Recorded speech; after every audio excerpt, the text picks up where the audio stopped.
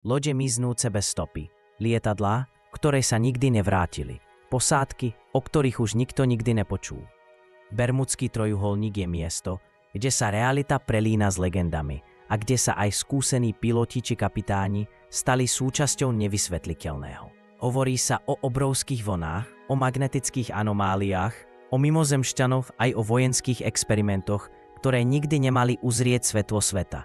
No teraz sa objavila nová teória, ktorá by mohla byť kľúčom k záhade, ktorá straší svet už celé 10 ročia. Čo sa teda v Bermudskom trojuholníku naozaj deje a prečo niektorí tvrdia, že pravda je ešte desivejšia než mýtus?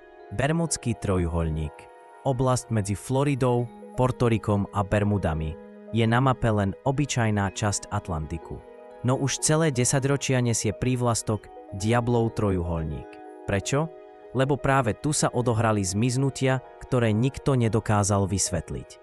Najznámejším je prípad z decembra 1945, keď sa 5 amerických bombardérov, známych ako Flight 19, vydalo na rutinný cvičný let. Skúsení piloti odštartovali, ale späť sa nikdy nevrátili.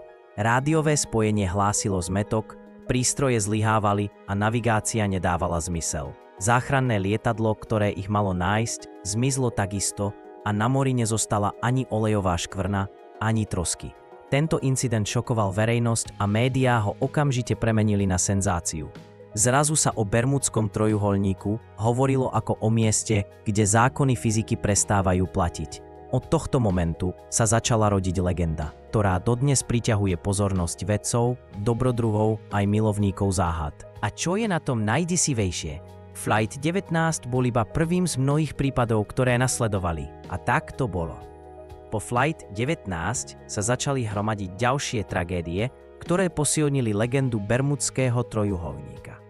Jedným z najznámejších je prípad nákladnej lode El Faro z roku 2015. Plavidlo so 33 členmi posádky vyplávalo z Floridy smerom na Portoriko, no počas hurikánu Joaquín zmizlo z radarov. O mesiac neskôr našli vrak na dne oceánu v hĺbke takmer 5 kilometrov. Nikto z posádky neprežil. Oveľa tajomnejší je však osud malých lietadiel Piper PA. V roku 2005 sa jedno stratilo s 3 ľuďmi na palube, o 2 roky neskôr ďalšie, tentoraz s jediným pilotom. Ani po rozsiahlych pátracích akciách nenašli jediný dôkaz, že by vôbec existovali. A potom je tu luxusná jachta Witchcraft z roku 1967.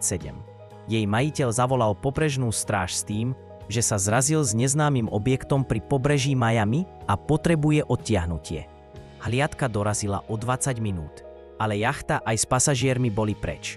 Bez trosiek, bez stopy. Takéto príbehy sa stali palivom pre médiá, ktoré trojuholník začali zobrazovať ako miesto, kde miznú celé svety.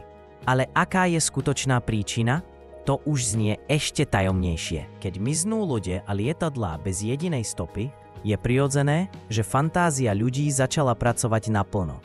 Bermudský trojuholník sa stal doslova magnetom pre najodvážnejšie teórie. Niektorí tvrdia, že v jeho hlbinách číhajú gigantické morské príšery, potomkovia tvorov, ktorí tu žili ešte pred dobou ľudstva. Iní hovoria o mimozemšťanoch, ktorí vraj unášajú posádky, aby ich skúmali alebo odvádzali do iných svetov. Objavili sa aj príbehy o portáloch, neviditeľných bránach do iných dimenzií, ktoré sa otvárajú a zatvárajú bez varovania. Takéto vysvetlenia sa zdali šialené, no práve preto si rýchlo získali popularitu v knihách, dokumentoch a hollywoodských filmoch. Pre mnohých bolo jednoduchšie veriť, že trojuholník ukrýva nadprirodzené sily, než hľadať racionálne príčiny. Tieto teórie síce zneli ako sci-fi, no držali Bermudský trojuholník pevne na výslni záhad a vyvolávali nekonečné debaty. Ale vedci sa tým nikdy nenechali odradiť a hľadali dôkazy, ktoré by priniesli oveľa logickejšie vysvetlenie. Vedci sa k záhade Bermudského trojuholníka postavili pragmaticky. Namiesto fantázie začali hľadať dôkazy. Jeden z najprelomovejších objavov prišiel, keď meteorológovia analyzovali satelitné snímky tejto oblasti. Objavili na nich nezvyčajné hexagonálne oblaky, akoby vyrezané do dokonalých tvarov. Podľa odborníkov práve tieto oblaky dokážu vytvárať tzv. Vzdušné bomby. náhle prúdy vetra, ktoré dosahujú rýchlosť vyše 270 km za hodinu. Takéto výbuchy vetra sú schopné prevrátiť loď a strhnúť lietadlo z oblohy v priebehu sekúnd.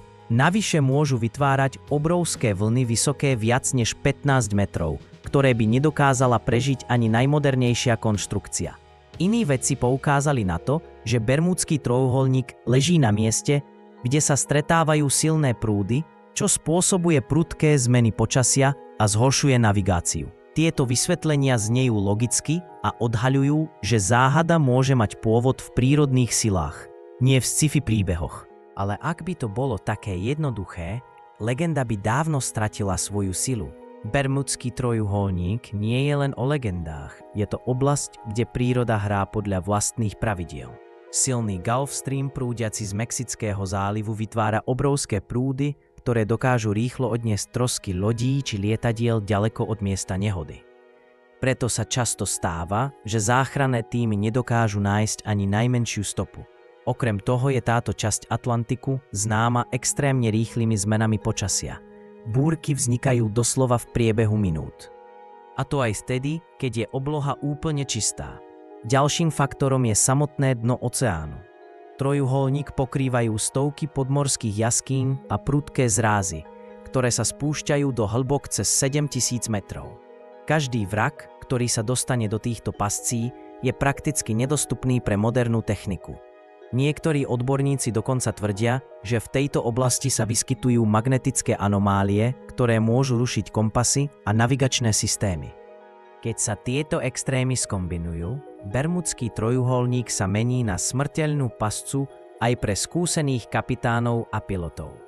Ale práve tu sa dostávame k najkontroverznejšej časti, k špekuláciám, ktoré idú oveľa ďalej, než len počasie či prúdy. Tam, kde veda ponúka vysvetlenia, ľudia často hľadajú niečo viac. A Bermúdsky trojuholník je pre konšpirácie doslova ideálnym miestom. Jedna z najpopulárnejších teórií tvrdí, že oblasť slúžila ako testovacia zóna pre tajné vojenské experimenty. Niektorí poukazujú na jej blízkosť k Floride a tvrdia, že zmiznutia lodí a lietadiel mohli byť vedľajším efektom radarových alebo zbraňových skúšok. Objavujú sa dokonca špekulácie o prepojení na Area 51, ako by šlo o sieť utajovaných miest, kde sa testujú technológie mimo dosahu verejnosti.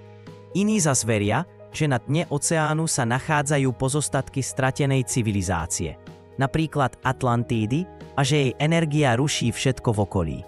Konšpiračné teórie idú ešte ďalej, od tvrdení o elektromagnetických poliach až po predstavy o časových bránach, cez ktoré miznú celé posádky.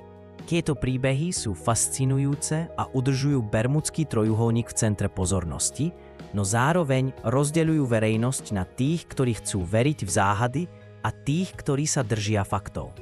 A presne tu prichádza otázka, čo je vlastne pravda a čo len mýtus. Dnes už väčšina vedcov tvrdí, že Bermúdsky trojuholník nie je prekliatou zónou, ale skôr miestom, kde sa stretávajú nešťastné okolnosti. Prudké zmeny počasia, silné prúdy a ľudské chyby vysvetľujú drvivú väčšinu zmiznutí.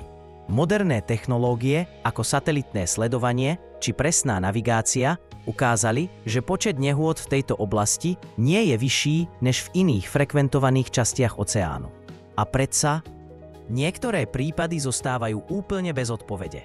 Zmiznutie jachty Witchcraft bez jedinej trosky, lietadlá Piper PA, ktoré sa stratili bez signálu, alebo zmätok pilotov z Flight 19, keď im kompasy ukazovali nezmyselné smery. Tieto detaily udržujú legendu nažive a bránia tomu, aby sa Bermúdsky trojuholník zaradil medzi obyčajné miesta na mape. Veda síce ponúka logické vysvetlenia, no tajomstvo stále visí vo vzduchu. A teraz si dovolím malú výzvu. Ak máš vlastnú teóriu, napíš ju do komentára.